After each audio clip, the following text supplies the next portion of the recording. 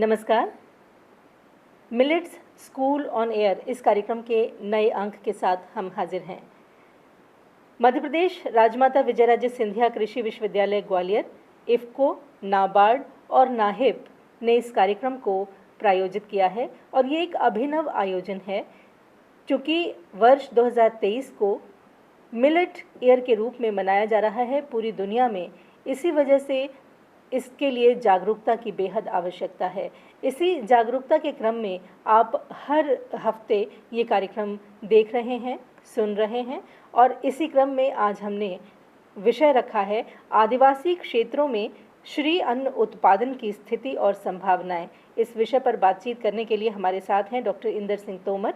आप ओएसडी हैं, vice chancellor Vijayraje Scindia कृषि विश्वविद्यालय ग्वालियर के, और साथ ही साथ यहीं संयुक्त निदेशक है विस्तार सेवाओं के। सबसे पहले आपका स्वागत है। नमस्कार। जी मैडम जी, नमस्कार। ये जो श्री अन्न उत्पादन है जी, इसमें जितनी फसलें हैं उनकी वर्तमान स्थिति क्या है उत्पादन के क्षेत्र में, यदि हम देखें तो? जैसा कि हम मैडम जानते हैं सभी लोग जी कि 1965 में हरित क्रांति शुरू हुई। उससे पहले भारत की स्थिति अन्न के बारे में के उत्पादन में काफ़ी पिछड़े हुए थे और कई ऐसे उदाहरण थे, बार बार उस समय बताया भी जाता था कि विदेशों से बहुत सारा अनाज लेके आना पड़ता है तब हमारे लोगों की पेट भर पाता था। और उस समय हमारे देश में 33 करोड़ की जनसंख्या थी, तो अन्न उत्पादन बड़ा एक समस्या थी कि ज़्यादा से ज़्यादा उत्पादन कैसे बढ़ाया जाए। तो उसी तारतम्य में हरित क्रांति लाई गई और उस हरित क्रांति में हम लोगों ने गेहूं और चावल इन दो फसलों को ज़्यादा अपना लिया और उसके बाद बाकी चीज़ों को हम लोग, चूँकि उसमें उतना उत्पादन नहीं था, उसकी प्रक्रिया में थोड़ी मुश्किल होती थी, तो ये दूसरे जो अन्न थे जिनको श्री अन्न अब कह रहे हैं अभी, इस समय माइनर मिलेट भी कहते हैं, छोटा अनाज भी कहते हैं, इस दौड़ भाग में वो सब चीज़ें पीछे छूटती चली गई और भविष्य में देखते देखते वो विलुप्त होने लगी। और जब हम अब आज इसी स्थिति में आए हैं कि जब हमें 140 करोड़ की जनसंख्या होने के बाद भी आज हमारे पास अनाज में गेहूं और चावल दोनों 2-3 साल के लिए उपलब्ध है, सरप्लस में। तब व्यक्ति को पहले खाद्यान्न सुरक्षा की जरूरत थी, तो आज जब हम खाद्यान्न सुरक्षित हो गए तब हमें लग रहा है कि अब हमने जो खाया जा रहा है उसके अनाज को जो हमने देखा तो पता चला कि इससे तो बहुत सारी बीमारियां पैदा हो रही। और अभी आप सभी लोग जानते हैं कि भारत की जनसंख्या के हिसाब से यहाँ पर डायबिटीज़ और बीपी ये दो मरीज विश्व में सबसे आगे, मतलब तेजी से बढ़ रहे हैं। कैपिटल होता जा रहा है इंडिया को आ जा रहा है। तो अब हमको चिंता होने लगी कि भाई इसका अब आगे सुधार क्या करना चाहिए। तब हमें श्री अन्न की याद आई और श्री अन्न की याद आई तो पता चला कि अब लोगों ने बहुत छोटे छोटे पॉकेट्स में, जैसे जनजातीय क्षेत्र हैं जो आदिवासी क्षेत्र जिनको हम कहते हैं, क्योंकि वहाँ पर थोड़े संसाधनों की कमी है, तो वहाँ पर संसाधन कम होने से वो लोग अभी भी, जो पिछड़े हुए लोग हैं, वो इन चीज़ों को अभी भी सुरक्षित किए हुए तो इसकी खेती भी कर रहे हैं। तब हमने उन चीज़ों को उनको पूछा कि भाई इसमें क्या समस्या आती है, अब हम उनकी स्टडी कर रहे हैं। तो समस्या तो जो आती है सबसे पहले यही है कि मार्केट नहीं था उनके लिए श्री अन्न फसलों का। मतलब सभी इंडिया में सबसे बड़ी समस्या यही होती है कि जो किसान पैदा करता है उस किसान को बेचने के लिए मार्केट उपलब्ध हो पाता है वहाँ होता है जहाँ पर उसकी पहुँच नहीं है, थोड़ी जगह होती, और जहाँ उसकी मांग होती है वहाँ तो वो पहुँच नहीं पाता हो। तो ऐसी स्थिति में श्री अन्न के साथ भी यही हुआ कि उनका उत्पादन तो काफ़ी होने लगा, परंतु मार्केट नहीं मिलने की वजह से वो लोग इसमें पिछड़ गए और धीरे धीरे धीरे इसको विलुप्त होने लगा। और लोगों ने कम ध्यान दिया, किसानों ने, कि हाँ भाई इसमें मुनाफा कम हो रहा है, इस वजह से वो दूसरी मुनाफे वाली फसलों पर शिफ्ट हो गए। निश्चित ही, जैसे हम देखें गेहूँ और चने का, गेहूँ और ये चावल है, आसानी से लोग खाने में भी इसका उपयोग करने लगे। और यदि मैं आपको एक चीज़ और बताऊँ कि जब हम लोग छोटे थे, जब ये गेहूँ और चावल का, मतलब एक तरह से गेहूँ का तो हमारे क्षेत्र में इंट्रोडक्शन हो रहा था, तो लोगों को इतनी लालायत थी कि हम लोग जब गांव में छोटे थे तो कोई मेहमान आता था तो मेहमान के साथ उसके लिए पूड़ियाँ बनाई जाती थी, स्पेशल गेहूँ ला के कहीं से। अच्छा। बदल के लाते थे चने से या कई चीज़ों से। तो जो पूड़ी बनती थी तो बैठे रहते थे हम लोग के, बाद में मेहमान चला जाएगा तो हमको खाने को मिलेगी। अच्छा। तो इतनी वो थी उस समय उसकी, मतलब लोगों को ललक थी और उस पर चूँकि बाज़ार में उसका मार्केट भी अच्छा मिलने लगा, उत्पादन अच्छा था, तो इन सब चीज़ों के वजह से हम लोग उस पर आगे बढ़ते चले गए और इसको सब श्री अन्न को, इनको सब कुछ छोड़ दिया और करीब मुझे लगता है विलुप्त के कागर पे आ गए। कई जगह तो अभी बीजों को उपलब्ध कराने में हमको समस्या आ रही है कि बीज जब हम लगाने के लिए देख रहे हैं तो बहुत सारे बीज हमको नहीं मिल पा रहे हैं और वैरायटी वगैरह तो कुछ इंस्टीट्यूट से ICR वगैरह की, उनके पास ही मिल रही है। तो इस तरह की चीज़ों में थोड़ी सी समस्या आने लगी। परंतु जनजातीय क्षेत्रों में अभी भी अपन ये माने कि वहाँ पर क्योंकि उनकी ज़मीन हल्की है, पानी कम है और ढाल वाली ज़मीन है, तो ऐसी जो परिस्थितियाँ होती हैं जो कि श्री अन्न के लिए आइडियल है। अच्छा, इसको मतलब सबसे बड़ी अच्छी बात ये है, कम से कम दिन में, सबसे कम दिनों में पक जाता है, पानी की जरूरत बहुत कम पड़ती है। कई ऐसे अन्न श्री अन्न इसमें इसकी 60 से 65 दिन में ही मतलब मेच्योरिटी आ जाती है। और चूँकि ये ग्रासी कुल के भी हैं तो इसमें मतलब बहुत कम पानी की आवश्यकता पड़ती है। तो इस वजह से अभी हमारे आदिवासी क्षेत्रों में इसको लगा के रखा था। इवन खाने में भी यदि हम इसको खाते हैं तो इससे मतलब हमारी पौष्टिकता तो बढ़ती है, डायबिटीज़ और इसको कम होता है, ऐसा कई उदाहरण है। और आप ये देखिए गुजरात में और मध्य प्रदेश के काफ़ी बड़े क्षेत्रों में बाजरा और ज्वार अभी तक है और इससे ज़मीन भी उपजाऊ बनी रहती है। हमारी जो फसलें हम जिनको चुन रहे हैं, जैसे अभी मैं भ्रमण पे गया था खरगोन खंडवा और उस एरिया में, तो कपास आजकल कपास पे और सोयाबीन पे काफ़ी कम हो रहा है। तो वहाँ भी लोगों ने जब देखा कि अब इससे ज़मीन का जो सॉइल स्टेटस है, भौतिक जो दशा है वो बिगड़ रही है इसकी, कपास और सोयाबीन से जी। तो यदि श्री अन्न वगैरह इनको लगाते हैं तो इससे ज़मीन भी उर्वरा शक्ति बनी रहती है। तो हम तो अभी आए हैं इस पृथ्वी पे और हमारी उम्र भी मुझसे 70, 80, 90 साल ही होती है। उसके बाद हमारी दूसरी पीढ़ी है। तो जितना ये नुकसान अभी पिछले 50-60 सालों में हुआ है, हम जितने आगे बढ़े हैं, मतलब हमने जितनी प्रगति करी है, उस प्रगति में सबसे ज़्यादा हमने ज़मीन को नुकसान पहुंचाया है। बिल्कुल सही बात और है। उस नुकसान की भरपाई हमारे पास कुछ अब दिख नहीं रही जी। तभी अब आप देखें तो बहुत सारी जगह पर जैविक खेती, फिर जैविक के बाद में प्राकृतिक खेती, और ये चीज़ें तो चूँकि भारत में हमारे जो सम्मानीय प्रधानमंत्री जी हैं उनके अथक प्रयासों से इस वर्ष को अंतर्राष्ट्रीय मिलेट ईयर घोषित किया गया है। जैविक और प्राकृतिक खेती की आपने बात की जी। जैविक खेती और प्राकृतिक खेती के स्केल पर ये मिलेट्स को आप कितना कारगर मानते हैं? मैं ये मानता हूँ कि यदि आप जैविक और प्राकृतिक खेती करेंगे तो इनको कोई भी केमिकल फर्टिलाइजर देने की जरूरत नहीं, क्योंकि इतनी इनकी कम आवश्यकता है कि सबसे कम आवश्यकता में भी ये पूरी मतलब फसल पका सकते हैं। तो यदि आपके पास जैविक तरीके से FIM है या बायोगैस की स्लरी है, नाडेप खाद है या अपना वर्मी कंपोस्ट है, इसके बाद में जो हम प्राकृतिक खेती की बात कर रहे हैं, यदि उसके तरफ जैसा अभी हम पिछले 1 साल से 2 साल से आगे बढ़ रहे हैं, यदि हम गोबर को, खासकर गाय के गोबर को, वो देसी गाय के गोबर को अलग अलग स्वरूप में जीवामृत है, घन जीवामृत है और बीजामृत है, इनके रूप में यदि हम भूमि पहुँचाने लगे तो श्री अन्न में मुझे लगता है खाद की आवश्यकता पड़ेगी ही नहीं। बिल्कुल आप खाद नहीं भी देंगे तो भी इनकी उत्पादन क्षमता में कोई अंतर नहीं पड़ेगा। तो मुझे लगता है कि बहुत आइडियल हो सकती है, क्योंकि इसमें अभी भी प्रोसेसिंग की थोड़ी समस्या है।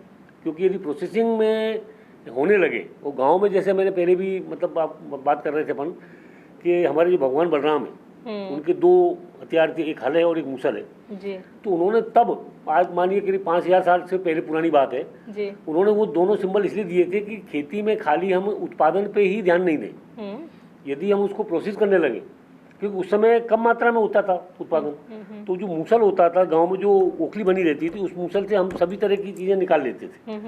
तो ये एक उस समय का जो मैसेज था वो आज भी कारगर है, अब इसलिए ज़्यादा कारगर है।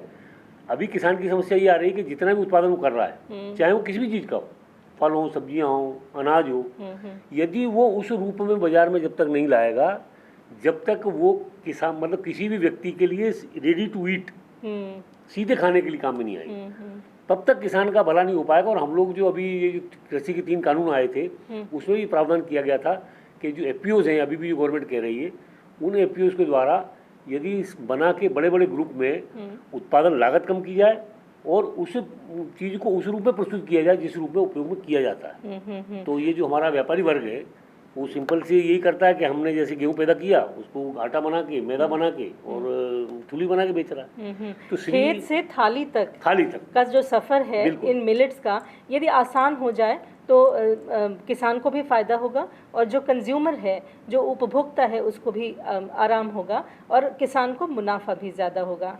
बिल्कुल निश्चित ही, मतलब अभी ये हो रहा है कि ये हम श्री अन्न को देख रहे हैं तो इसके बारे में कई सारी ऐसी डिशेज़ हैं जो कि हम आसानी से बना सकते हैं, और इसमें खासकर जैसे बाजरा और ज्वार है। अब ये मानिए मैडम कि ये जो गेहूं और चावल है, इनको नेगेटिव ग्रेन कहा जाता है। अच्छा। जी हाँ, मतलब इसको हम लोग भाषा में जो कहते हैं नेगेटिव ग्रेन है। नेगेटिव मतलब इनसे बीमारियां बढ़ती हैं। अच्छा। ऐसा साहित्य में है, मैंने पढ़ा है। फिर दूसरा होता है नेचुरल ग्रेन्स। नेचुरल ग्रेन्स में आते हैं बाजरा है, ज्वार है, रागी है, प्रासो है। फिर आते हैं माइनर मिलेट, मतलब छोटे अनाज। ये मोटे अनाज है, छोटे अनाज, इसमें कोदो है, कुटकी है, चीना है, छोटा होता है। जी हाँ, जी हाँ। तो इनको जब हम इसे कैटेगरी बांटते हैं तो निश्चित ही हमको लगता है कि इसको यदि प्रोसेस करके यदि इसके व्यंजन बनाए जाएं तो बहुत ही मुझे लगता है कि आधी इंडिया की बीमारी कम हो सकती है। लोगों में इसके प्रति जागरूकता आ रही है, परंतु वो यदि कंटिन्यूटी रहे, जैसे अभी हो सकता है 1 साल है, इसके बाद में यदि इसके बारे में बात न की जाए तो थोड़ी सी समस्या हो सकती है। परंतु यदि लगातार लोगों के डेली डाइट में आ गई, अब बाजरे की तो इतनी सारी डिश बनती हैं, खिचड़ी बनती है, महेरी बनती है, भाकरी बनती है, रोटी बनती है, और ज्वार की बहुत सारी चीज़ें बनती हैं, है ना। कई जगह लोग तो इसको वो जो उबाल के उसकी वो मिला के नमक मिर्ची मिला के भी कोहरी के रूप में भी खा सकते हैं। बिस्किट है, चीला है, वो मतलब इन पर एक चीज़ और है कि इसमें किसी भी ग्रेन को एक दूसरे के साथ मिला के नहीं बनाना है। खास बात ये है। अच्छा, इंडिविजुअल एक को एक डिश बनाएंगे, दूसरे की दूसरी डिश बनाएंगे, ऐसी रिकमेंडेशन है। और यदि आपको किसी भी माइनर मिलेट को यदि खाने के उपयोग में लाना है तो 6 से 8 घंटे पहले इसको आप गला दें तो इसकी जो हार्डनेस है वो कम हो जाएगी। और उसके बाद में यदि आप बनाएंगे तो कोई भी डिश यदि आप बनाएंगे तो उससे बहुत ही लोगों को उसकी फ़ायदा होगा। और खासकर जो इंडिया में जैसे हम जनजातीय क्षेत्रों में सबसे बड़ी समस्या क्या है कि वहाँ पर इतनी सारी जागरूकता होने के बाद भी लड़कियों की शादी जल्दी हो जाती है। और जब जल्दी शादी होती है, क्योंकि उनकी पहले से ही जो डाइटरी हैबिट है वो उतनी रिच नहीं है, तो उनमें बड़े वो जो माल न्यूट्रिशन में बच्चे पैदा होते हैं, कुपोषण की जो समस्या है, तो उसको दूर करने में ये बड़े एक रोल अदा कर सकती हैं। तो इनको, चूँकि हमारे यहाँ अभी आप देखिए कि सोयाबीन भी हम जो पैदा करते हैं ना, तो सोयाबीन के बारे में हमारे पास पूरा ज्ञान है। जैसे हम उसका तेल यूज़ करते हैं, हाँ जी, और बाकी जो उसका जो DOC होती है, वो जो प्रोटीन है उसमें सबसे ज़्यादा होता है, वो चला जाता है बाहर विदेशों में। इंडिया में तो बहुत कम होता है। इवन इसकी बहुत सारी डिशेज बनाई जा सकती हैं, इसका पनीर बनता है, दूध बनता है। तो ये यदि इस रूप में करने लगे तो मुझे लगता है कि लोगों के उसमें डेली डाइट में फ़ायदा हो जाए। उसमें जो बुरी चीज़ें हैं जैसे टेनिन और ट्रिप्सिन है, उसको निकालने की प्रोसीजर है। पहले आप उसको उबालें, उबालने के बाद उसके पानी को निकाल दें, फिर उसको दाने अलग करके उसको निकाल दें, छिलके को कर दें, और उसका यदि आप पेस्ट बना के उसमें दूध बनाते हैं तो मैं बताता हूँ सोयाबीन से अच्छा कोई भी प्रोटीन इंडिया में है नहीं। परंतु हमारे यहाँ दुर्भाग्य ये है कि हम उसके तेल का उपयोग करते हैं, जबकि तेल हमारे 3-4 तेलों में इसका नंबर सबसे लास्ट में आता है, आखिर में है। तो हिंदुस्तान में तो सरसों का तेल और देशी घी का इस्तेमाल हमेशा से होता रहा है। सोयाबीन तो बहुत बाद में आया है। आदिवासी क्षेत्रों में ये जो मिलेट्स हैं, इनका उत्पादन बचे रहने के पीछे क्या कारण आप मानते हैं? आपने आदिवासी क्षेत्रों में वहाँ पर लोगों के पास संसाधनों की कमी है, उनके पास पुराने ट्रेडिशनल नॉलेज है, उनका पुराना ज्ञान है कि वो उन चीज़ों के व्यंजन बनाते हैं, बना के खाते हैं, और उनको सब पता है। तो वो चीज़ें उनसे मतलब पीढ़ी दर पीढ़ी चली आ रही।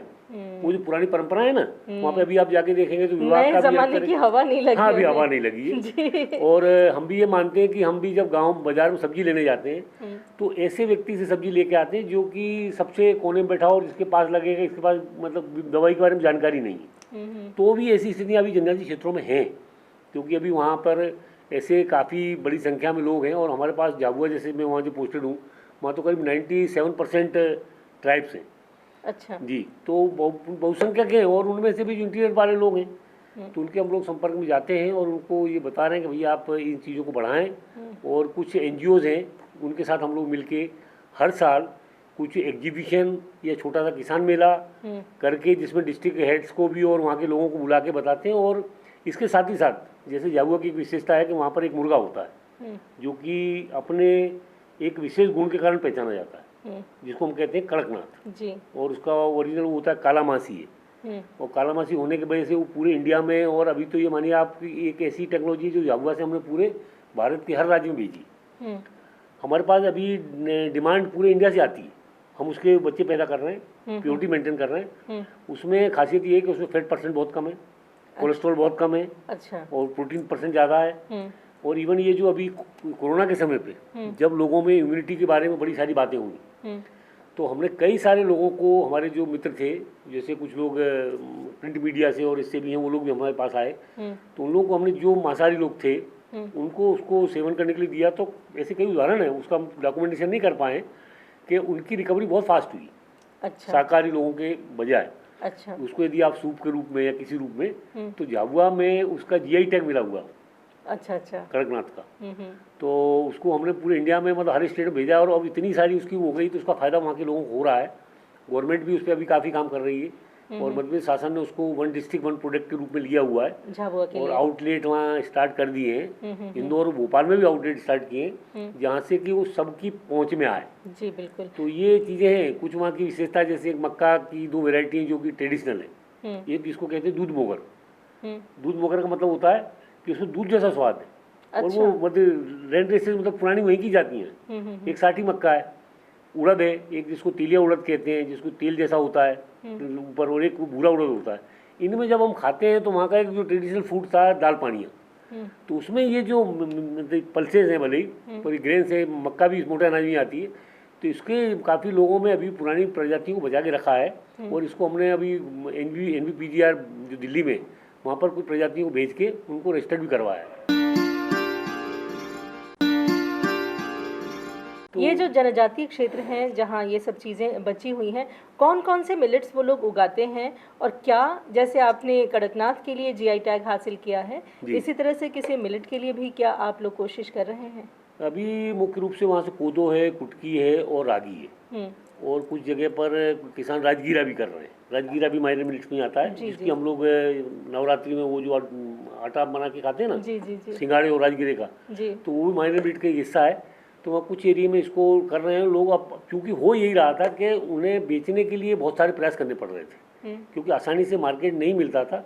इसके वजह से बड़ा ऐसा लगता था कि कई बार वो पैदा करेंगे और हमको भी कष्ट होता था कि, परंतु हमने कुछ NGO के साथ में जो कि मार्केटिंग से जुड़े हुए हैं, तो मैंने अभी मैडम बताऊँ आपको, झाबुआ में एक दाल मिल सेटअप की है कानपुर IIPR से, उनसे बुला के, और उस दाल मिल के द्वारा हमने 50-60 कुंटल दाल को, मतलब तुअर को दाल बना के, भोपाल में एक NGO है उनके थ्रू मार्केटिंग शुरू की है, और उनको भी इसमें हमने जोड़ा है कि तुम ये माइनर मिलेट में भी आप हमारे साथ काम करें।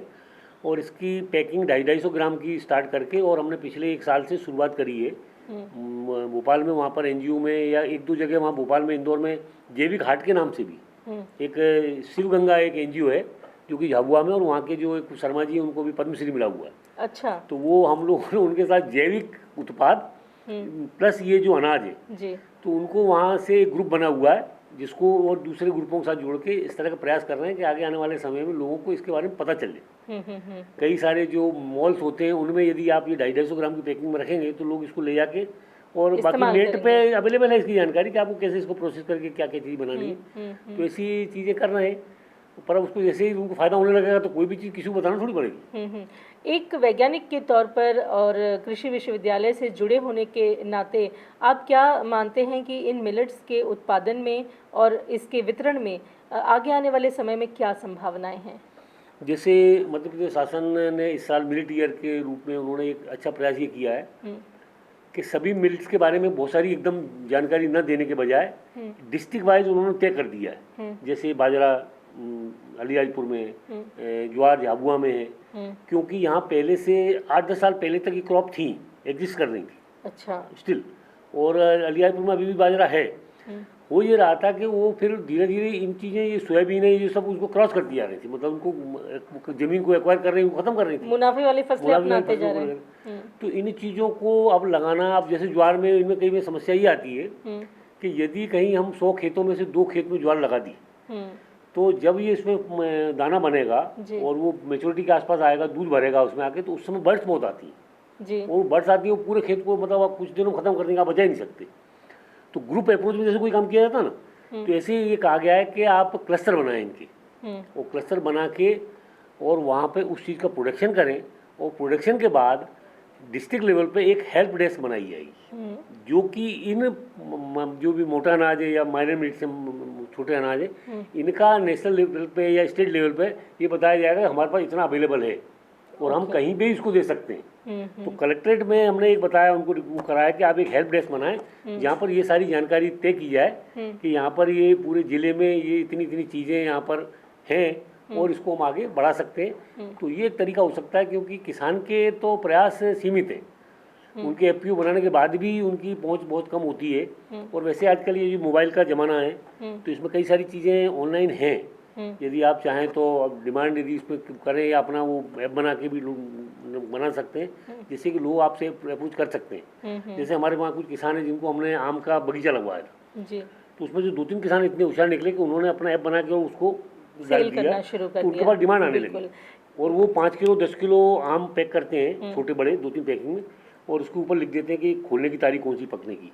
तो उनकी मतलब जैसे इंदौर में है या कहीं बॉम्बे तक उनके जा रहा है प्रोडक्ट। तो केसर आम वहाँ का बहुत फेमस है, एक राजापुरी आम है। तो इस तरह की चीज़ें आप किसान भी समझने लगे, परंतु थोड़ा सा गवर्नमेंट की सहायता की जरूरत पड़ेगी, क्योंकि जनजातीय क्षेत्रों में शिक्षा का सबसे निम्न स्तर पर है जी, बिल्कुल। और मध्य प्रदेश में मुझे लगता है कि झाबुआ अलीराजपुर सबसे पीछे है जी जी। डॉक्टर साहब, झाबुआ में जो पारंपरिक अनाज होते हैं मिलेट्स के तौर पर, कुछ उनके बारे में हमारे श्रोता दर्शकों को बताइए कि कौन कौन से ये होते हैं और किस तरह से आदिवासी इसे कंज्यूम करते हैं या बेचते हैं। जी, जैसा कि हम सभी जानते हैं कि कुछ सभी मिलेट तो सब जगह नहीं होते, परंतु झाबुआ में मुख्य रूप से कोदो है, कुटकी है और रागी है जी। इन तीनों पे काफ़ी किसान पहले से जुड़े हुए हैं।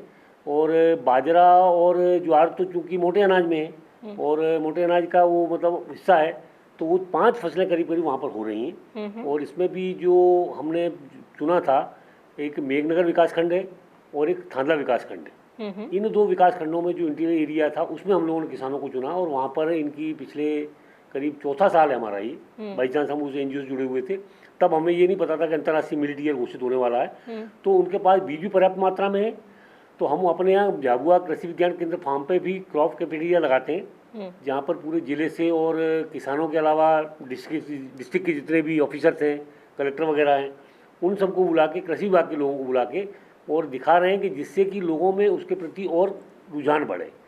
और बाद में एक हम प्रयास इस साल ये करेंगे कि हमारे पास जो सोयाबीन इंस्टीट्यूट है उनसे बात हुई थी कि वहाँ की जो न्यूट्रिशनल मैडम है, उन्होंने कहा कि हम इनके एग्जीबिशन जब आप लगाओगे तो कुछ चीज़ों को रेडी टू मतलब बना के भी हम देंगे, क्योंकि उनके पास सोयाबीन का तो प्रोसीजर है, वो सोया प्रोडक्ट को ला के करते हैं। पर हमने उनसे रिक्वेस्ट की तो उन्होंने कहा है कि यदि आप रखोगे तो हम उस मेले में आके पूरे दिन उस दिन हम कुछ साथ में ला के अपने जो वर्कर्स हैं उनके साथ मिलके इन सभी चीज़ों के पुलाव है या जैसे मतलब इसका बर्फी बनती है, अच्छा, या खिचड़ी बनती है, दलिया बनता है, उपमा बनती है, डोसा बन रहा है, बिल्कुल। तो वो सब चीज़ें उन्होंने कहा कि मुझे पता है, तो अपन इसको भी इंक्लूड करेंगे। तो चूँकि ये मिलेट ईयर होने की वजह से उन्हें भी इस तरह के टारगेट मिले हुए, तो हमने उनसे अप्रोच की है। तो मेला जो हम लोग करते हैं हर साल जैसे सितंबर अक्टूबर के आसपास, तब हम उन लोगों के साथ में ऐसा करने का विचार कर रहे हैं। और इसके अलावा भी झाबुआ में दूसरे क्षेत्रों में जैसे अलीराजपुर है जो लगा हुआ जिला है, तो वो भी मेरे उसमें था, तो मैं वहाँ पे भी इस तरह की चीज़ों को बढ़ावा हम लोग दे रहे हैं। तो मुझे लगता है कि आने वाले सालों में यदि इसकी मार्केटिंग होने लगी तो निश्चित ही ये मध्य प्रदेश में और भारत के कई जगह जाने की स्थिति में बन जाएगा। और चूँकि आदिवासी, मैं बता रहा हूँ आपको, वहाँ की जो ज़मीन है, मतलब आप ये मानिए कि 80% लैंड स्लोपी है, जहाँ पर पानी रुकता नहीं है। और हम लोगों ने वहाँ पर टेक्नोलॉजी काफ़ी दिनों से डेवलप की है। आप ये मानिए कि एक टेक्नोलॉजी होती है कि ये यदि सॉइल की स्थिति है तो इसमें हमको ऐसी वो नहीं करना है, अच्छा, अक्रॉस द स्लोप। अच्छा, अक्रॉस द स्लोप का मतलब होता है कि जब उसमें पानी ज़्यादा बरसता है तो भी उसमें रुक के जाता है, रुक के जाए। तो वो सब चीज़ें ये माइनर मिलेट के लिए आइडियल है कि कम पानी की आवश्यकता है इसको।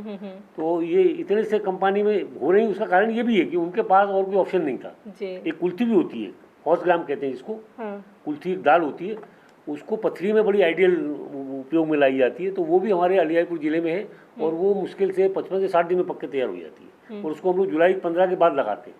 तो ऐसी कई सारी चीज़ें जो विलुप्त हुई जा रही हैं। यदि कुल्थी के पानी को आप लगातार करीब 10-15 दिन पिए उसको रात को गला के, तो उससे हमारी पथरी कई जगह डिजोल्व होकर निकल जाती है। अच्छा, इस तरह की चीज़ें वहाँ पर ट्रेडिशनल नॉलेज भी है उन लोगों के पास है कि किस तरह से किया जाता है। डॉक्टर इंदर सिंह तोमर जी, आपने जितनी भी बातें बताई उससे इतना स्पष्ट है कि यदि किसान थोड़ा सा और स्मार्ट हो जाए, जो तरीके नए नए आने लगे हैं विकास की यात्रा में, उन सभी तरीकों को अपना ले और साथ ही किसानों और उपभोक्ताओं के बीच का जो लिंक है वो बढ़िया तरीके से अगर हम डेवलप कर सकें तो मोटे अनाज भी आत्मनिर्भर तौर पर गेहूं और चावल का मुकाबला कर सकेंगे। और इसमें बहुत सारी संभावनाएं हैं, इन संभावनाओं पर काम किया जाना है। बहुत बहुत धन्यवाद आपको इतनी अच्छी जानकारी देने के लिए। नमस्कार।